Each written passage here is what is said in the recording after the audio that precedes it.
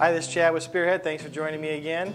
We are really right into the center now of our integrated sales and marketing system, what we call the relationship machine.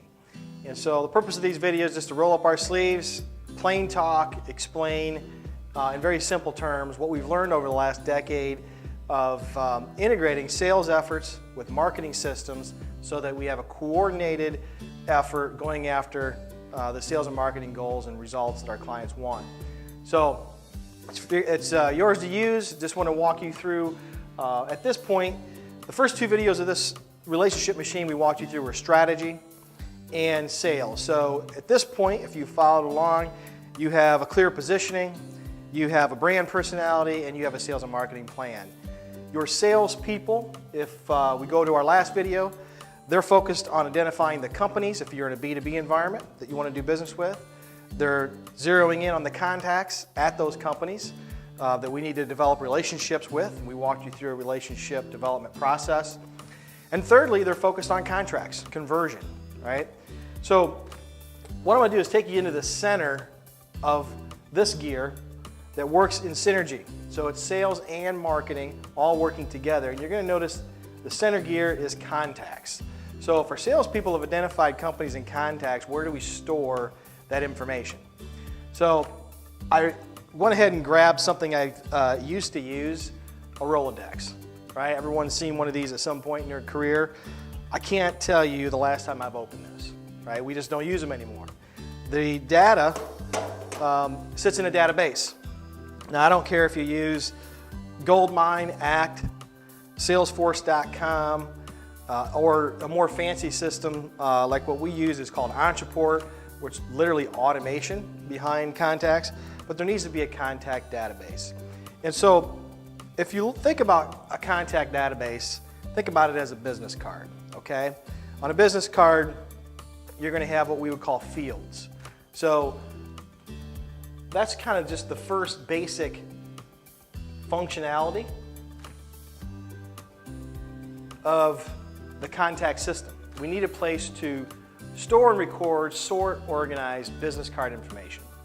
Now, you don't see certain information on a business card like personality type or stage of relationship or contact type. So for example, in your business cards, I'm sure you have suppliers, you have acquaintances, you have potential referral sources, in addition to all the targeted buyers that you'd like to have. So you need to have a way to organize that invisible data. So if you take a business card and you start to think about stage of relationship, if you think about the type of contact that they are, things that are field worthy, okay? I want you to think about those in terms of custom fields if you need to capture that data. The second thing I want you to think about is if you try to think of each business card as a real person, right? And that person somehow bought into your positioning, okay? There's either an opportunity or a threat in their future that you've helped them see based on your brand position, okay? The positioning that you created in our strategy session. So you've taken a position and you've told the world, hey, I'm on this trajectory, my business is on this trajectory to address these opportunities or these threats that might be in front of you. So if it's a buyer that you're talking to or potential referral source even, they're either attracted to this or they're not.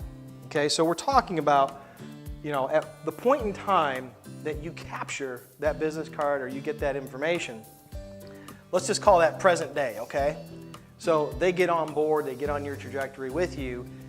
The second part of your database has to be able to record when, how, what, where, okay?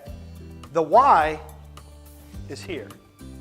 Whatever you've put out to the marketplace, whether you've met somebody at a networking event or you've been advertising, the why is captured in your positioning in the marketplace. The other qualifiers you need to record at the point in time that they come into your database.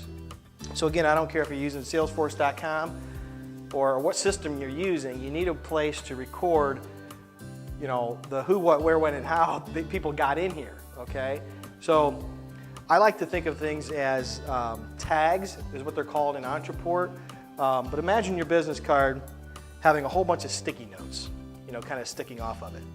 And your source, whether it be a trade show or an advertisement, a networking event, a friend told you about them, etc., can be a tag. These don't have to be fields in your database. They can just be like sticky notes on your business card, but digitally, okay? The how might be a particular campaign, marketing campaign that they came in from. The what might be the specific offer that you put out in front of them. And I'm going to talk to you about offers in the next video.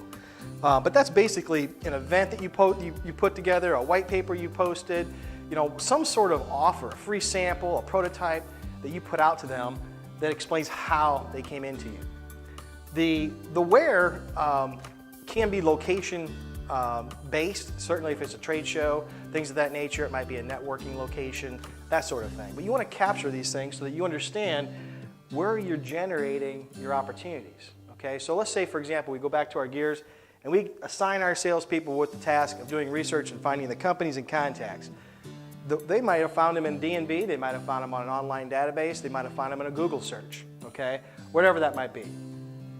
And then the last thing I want you to understand about your database, the fundamentals, is not just recording present day, but recording the next steps, okay? A place to, whether you do it our way, which is fairly automated, based on behaviors, what we do is we like to continue to put offers out in front of people, track what they respond to based on what they do or don't do. We then have specific intentional steps for them to take planned out in front of them. So your database needs to be able to assign or at least label each contact by what you intend to do with them going forward. So you've captured, you know, present day basic profile information. You've captured, you know, how they got on board with you. And then you're going to lay out in front of you the plan or the path of intentional next steps going forward. If you can accomplish those three things with your contact management system, you've got it set up. That's all for now. Thank you.